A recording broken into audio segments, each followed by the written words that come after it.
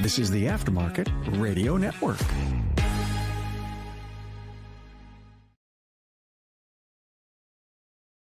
Welcome to another episode of Speak Up Effective Communication, the show on the Aftermarket Radio Network focused on the automotive industry and helping to improve our communication and speaking skills and also our listening skills. Pretty much anything that helps us communicate with the public better. That is what we do here. And in our episode today, I have my guest, my friend, my colleague, Brandon Crusha.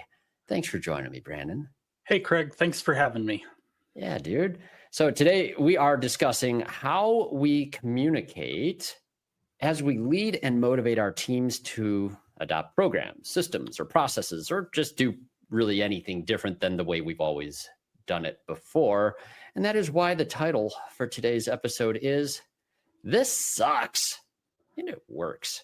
And I have Brandon as my guest today because I came across this phrase from another podcast I listened to from Michael Easter. It's actually on his 2% podcast. And he was talking about phrases that suck. And this one was a rephrasing of another one here. And what's funny about it to me is I have been with Brandon in a room with a whole bunch of like tire store guys that are learning to do some things with inspections very differently. And Brandon very organically launches into a statement where he says, this sucks. Yep. So I like to set expectations, right? Anytime we're doing trainings, anytime we're implementing something new, let's just go ahead and get the bad stuff out of the way. It's going to suck. It's going to, because people inherently resist change. So it's going to suck. Dude. But you know what? If you do it, it works. Perfect. See, this is exactly it. And I think you're going to see why we have Brandon here. And Brandon's background in particular, as we'll get into, has some things that I think benefit the automotive industry. Now, every episode we do, folks, we do a word of the day now. And today's word of the day is arduous. So before we go into defining that and the rest of our conversation here with Brandon, let's hear a word from our sponsors. Looking to take your shop to the next level of quality service, team culture, and overall profitability? At the Institute, we provide personalized coaching that aligns with your goals of financial stability, excellent customer service, and employee satisfaction. Our priority is helping you establish significant and sustainable progress. We work with you to create strategies that reduce the stress of running your business, improve your quality and performance, and optimize your profitability. Experience the benefits of professional coaching by visiting wearetheinstitute.com/business-assessment. Hey friends, as you know, I'm a proud member of the AutoFlow team, and let me tell you, we've changed how business is done for auto shops everywhere. We support your client experience before, during, and after the work is done. Imagine this. Timely updates sent directly to your clients, branded digital vehicle inspections, and seamless communication from start to finish. That's why shops love AutoFlow. And hey, with those 5-star reviews rolling in, you'll wonder how you ever managed without us. Take an important next step and take your auto shop to the next level. Visit www.autoflow.com. Get on board with an AutoFlow trial. Are you ready to meet your perfect auto repair shop management software partner? Well, say farewell to the days of transactional relationships and hello to a true partnership that elevates your business. The #1 all-in-one solution is AutoLeap. You're not just getting software, you're gaining a dedicated ally committed to your success. AutoLeap will help you sell more, save time, and delight your customers at every turn. From scheduling appointments to creating estimates, generating invoices, managing technicians, and seamlessly syncing with QuickBooks to keep your records updated, experience the difference a true partnership makes. Visit AutoLeap.com and book a demo today. AutoLeap, your trusted partner for success. Want to see your auto repair shop thrive? Are you looking to drive more customers to your auto repair shop? Let ShopDog Marketing be your guide. Our customer-first approach, combined with AI-driven creative content, ensures top rankings.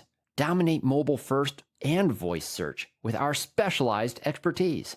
Reach out to ShopDog Marketing today and start growing your business. Don't miss out on this chance to boost your business. Visit shopdogmarketing.com. Inbound has exclusively served independent auto repair shops with expert communication solutions for years. Our robust VoIP platform ensures you stay connected while our industry-leading AI analytics take your business to the next level. We provide the tools you need to understand your customers and optimize every interaction. Choose Inbound for proven expertise and unmatched innovation. Visit callinbound.com and discover the difference we can make. Hey, we're back. Word of the day, arduous. The word is defined as involving or requiring strenuous effort, something difficult, something tiring, like an arduous journey, or the arduous changes you must make in your shop to become more profitable and efficient, or the arduous changes you have to make in your communication skills to connect better with people. I think it's a fitting word for our topic today. And Brandon joins us at the team at AutoFlow, by the way. He's one of my colleagues there. We do work together, I'll tell you, on onboarding systems and processes with shops. Brandon's an excellent coach. And as you've already heard from him, I think there's just this pragmatic realism that you bring in it. And Brandon, I'm going to say that this seems like an absolute byproduct of your experience in the Marine Corps. Definitely has part of it to do with that. There's other things that have happened throughout my life, but I like to remember my 10 years in the Marine Corps, and it was an interesting time of my life. That's probably an understatement. Yeah. I think we would have to edit out the words that are typically used to describe such times. Oh, yeah. Well, and this is the case here. As I've gotten to know you, and I've heard many of your stories, and I really appreciate it. And thank you for your service, by the way. Oh, my gosh.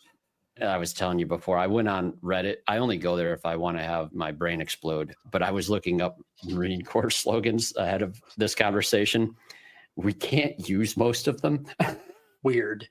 Couldn't imagine why. But there was a couple of good ones. Embrace the suck is the one that I've adopted that because the company I use for my rucking equipment, Go Ruck, I have all these Go Ruck packs and shoes and everything. They've really embraced that slogan, embrace the suck. And I think that in point of context for the topic today, that's really what you're trying to communicate to people about the changes that are happening. It's like, if you don't acknowledge the fact that it is arduous or difficult or challenging, I feel like we're missing something. We're just trying to sugarcoat it. And that's probably not fair to the people we're communicating with. I think that's part of the problem with changing habits in general is we tell everybody the end result, but we don't talk about how we get there. So embracing the suck is how we get there. We have to actually take the time and recognize that we are forcing a change. We have to actually force that change.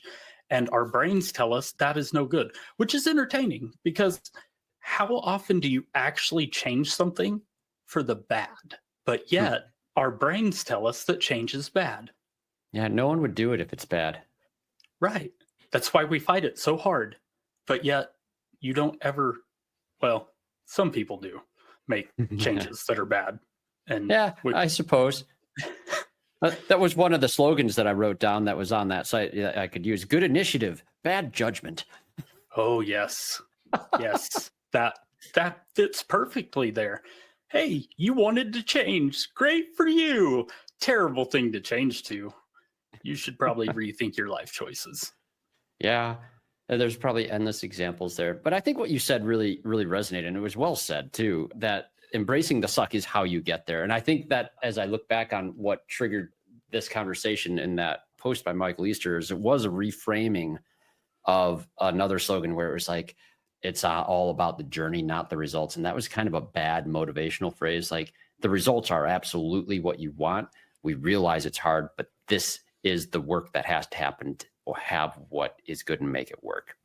Yeah. I mean, the power lifters didn't start lifting 600-700 pounds, right? Like, they had a long way to go with a lot of different weight sets to get there.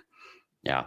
And I think anything that's worth doing also recognizes when there's an area of something that just isn't good anyways. So there's something else to this. It isn't just the fact that the process of change needs to be communicated like, hey, we understand this is going to be very hard, but some of it is also just acknowledging that the place that we're at right now is bad or something isn't good.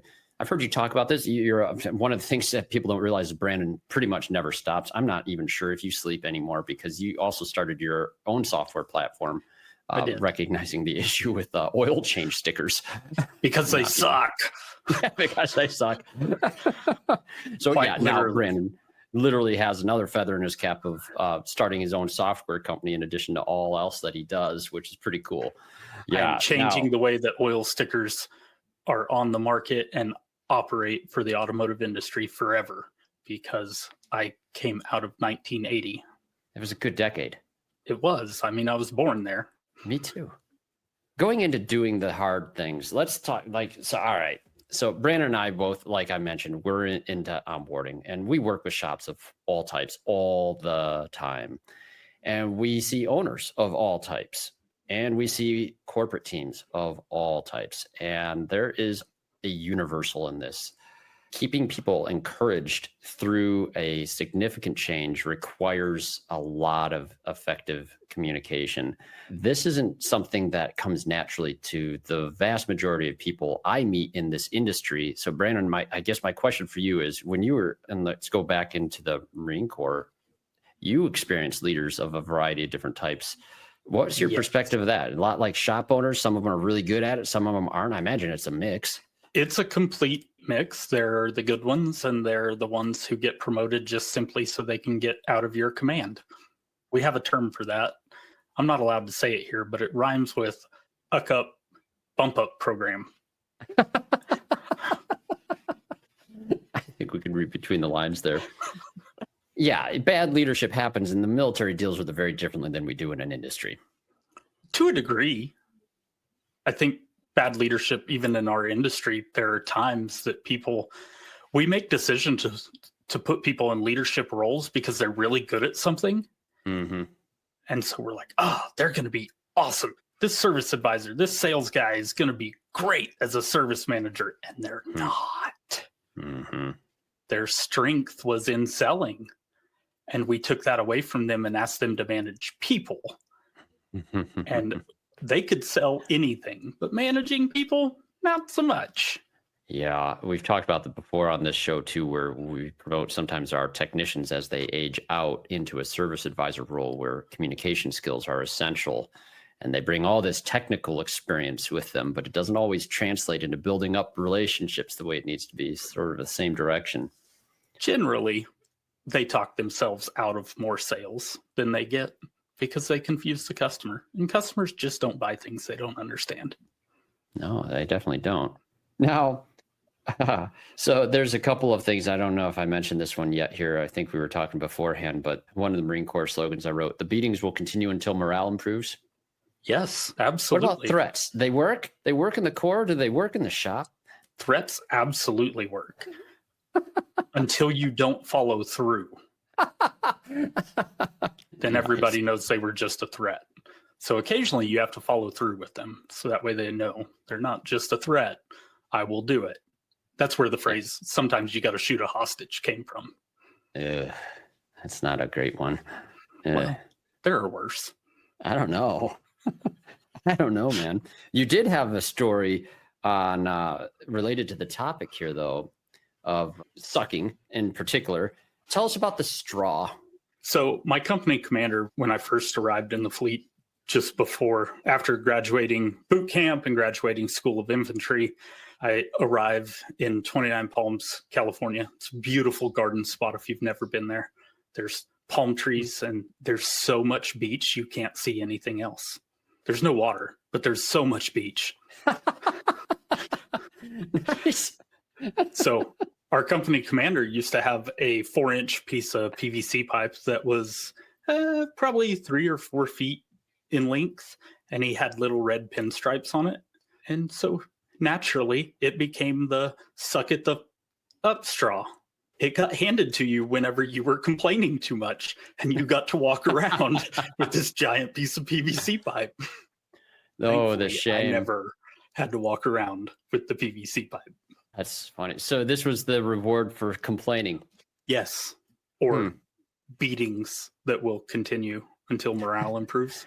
Yeah, see, yeah, it's a softer form of the same thing, it sounds like. It's pretty interesting. One of the things we mentioned a lot on this, or Dale Carnegie's book, How to Win Friends, Influence People, the 3 things you never do is complain, criticize, or condemn. I imagine that stuff's frowned upon pretty severely. Well, not so much criticism or what was the other one? Condemning. Condemnation. Yeah, those two, those might even be encouraged. It's the complaining one that gets you in trouble. The complaining one gets you in trouble. That's funny. Nice.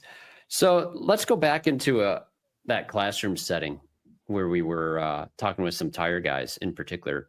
And I think what's interesting is our industry does this all the time, where we have told them exactly what we want from them: speed, more cars, more tire deals, all those sort of things. And then suddenly a major change comes that's seemingly in conflict with what it is that they have already been asked to do.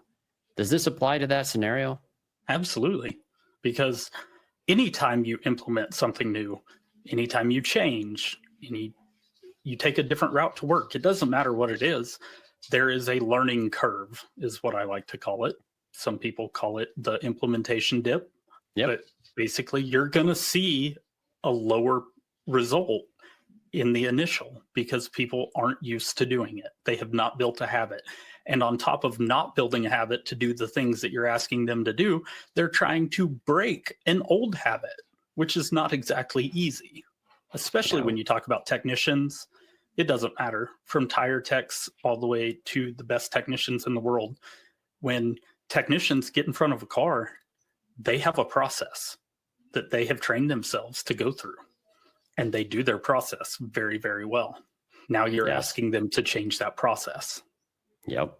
No, I experienced that firsthand when we were first rolling out. I'll use digital inspections again as an example, because it's such a odd thing to be a catalyst for frustration in the shop, but it is one of the things that I routinely come against. It's very specifically going to digital inspections that creates this odd issue in a shop environment that now all of a sudden you have strong opinions about this inspection process and people that don't want to do it. And this shocks most managers. It shocked me when I was early in my experience, because I had a great A tech who was really good at diagnostics and for whatever reason felt that inspections are beneath. There are too many technicians that are out there that feel that inspections are beneath them. It's sad, truthfully. Yeah. Because going back to that whole Marine Corps thing and embrace the suck, like, you just got to do it.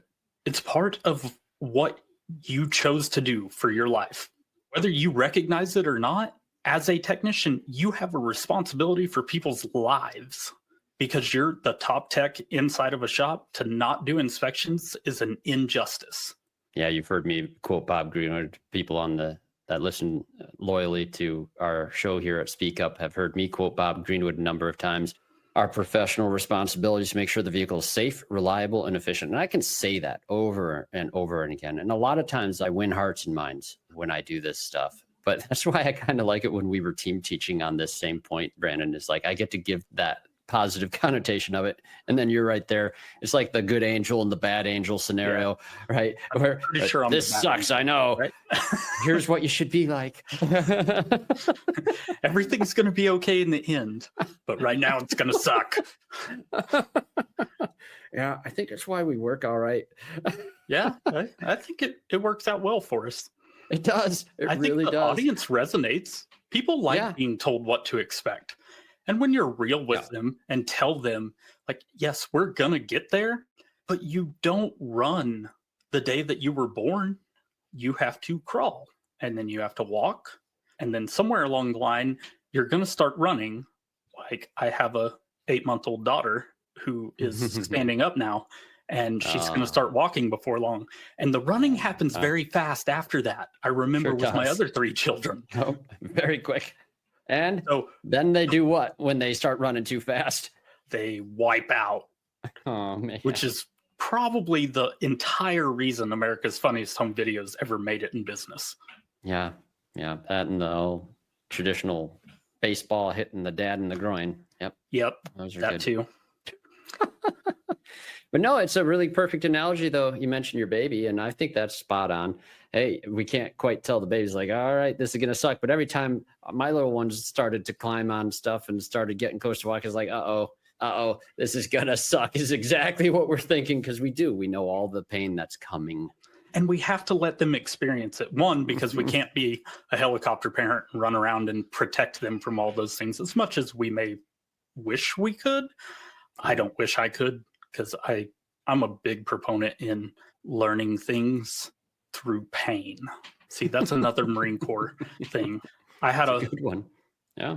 I had a boss that told me, one of my last bosses, he used to go around with the saying that there are 3 ways to learn.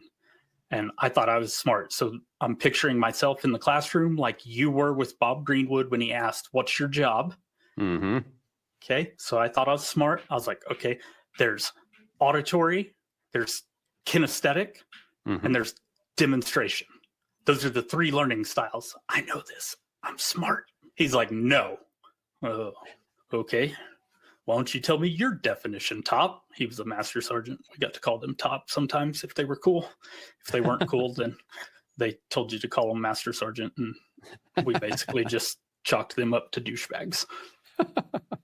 But in reality, he said, there are 3 ways to learn. And this is more true than the actual 3 ways to learn. The 3 ways to learn in the Marine Corps are pain, repetition, and the repetition of pain. Oh, man. That's a good one. All right. I can see it too. No, it's really a point in fact. It overlays very neatly with what Chris and I talk about when we talk about the 3 keys to effective change: relate, repeat, reframe. I mean, you first have to, you feel the pain, and then you repeat. It's right there, number 2. And then it's that reframe, the repetition of pain. Yeah. It's just the renewal phase, which means you raise the goal again and experience pain and you continue to improve. Exactly. Which is really a great way of overlaying with that. That's going to have to make it onto a slide when we do that topic in our discussion. We will. That's a good story. Boy, Brandon, any other stories? Too many to try and tell in this short amount of time. We definitely do have to go into some more specific things. There's so many of the things that you shared that are just really eye-opening for someone like me. I've not served. I've been privileged to be around guys like you who have, and that you came out of it. To be able to share your experiences is really, I feel very fortunate and blessed to have your perspective in my life as a result of that. So I really appreciate you being here today to talk about this topic. And I think you just said it so well in the beginning of the episode here about, it's that's the process by which we get to the results. It is painful. It's going to suck. It is, but not in the end. The results in the end, you're really going to love it. And you're going to fight me all the way there because that's what your brain tells you to do. Yep, absolutely. Well, Brandon, that is why you are very frequently our boots on the ground if needed for some of our clients, and you do a great job with it. So thanks, man. I appreciate you having this conversation with me today. Of course. And I'm typically boots on the ground because of the threats that I make that make people do things because they don't know their threats. Yeah, what's the threat? Like if they just don't want to do the digital inspection, then I'm going to have to show them up. Yeah, it's a scary proposition. I mean, if they don't know you. Now, I'll say this. Brandon acts tough. He's actually a really nice dude. I don't know about that. Don't give it all away. Hey, you know what? I have to say props to this, though. Like here at AutoFlow, we have your daughter, Josie. She's making phone calls for us. She's doing a fantastic She is not 8 months old, by the way. No, Josie's 17 now, if I recall. Josie is 17. Yep. She was actually born. So just quick Marine Corps story, but she was actually born. My first child ever in this whole world was born while I was overseas. Kind of a cool thing, though. She has a flag that was retired from Camp Ramadi in her honor for the day that she was born. Oh my gosh. So the whole camp over there was celebrating her birthday with you? Yep. The flag was retired and it's got a certificate from the camp commander and everything. Oh, that's amazing. Wow. What a sacrifice still to be over there, but what a great punctuation point for that, to have that gift. That's unique.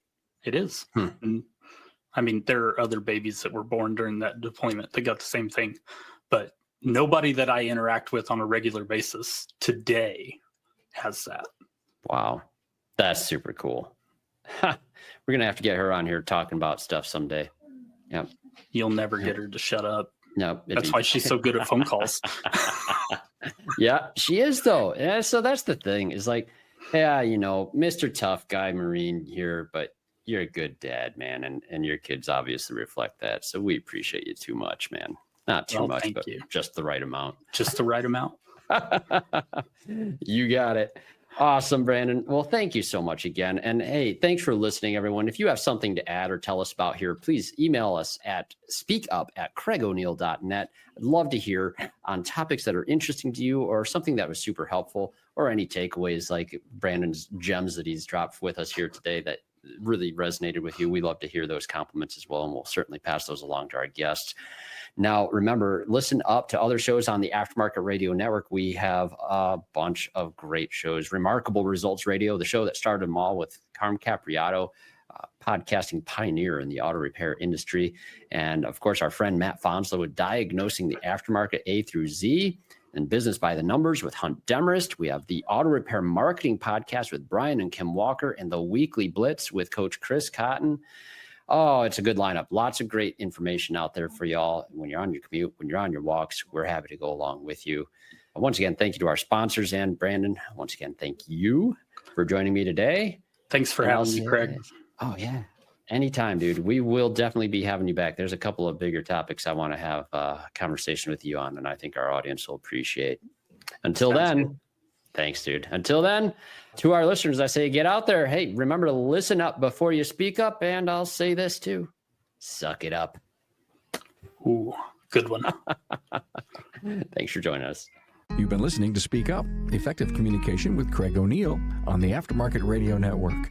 Follow Craig on your favorite podcast listening app and on his YouTube channel. Let him know what you'd like him to speak up about. Craig is all for advancing the automotive service aftermarket.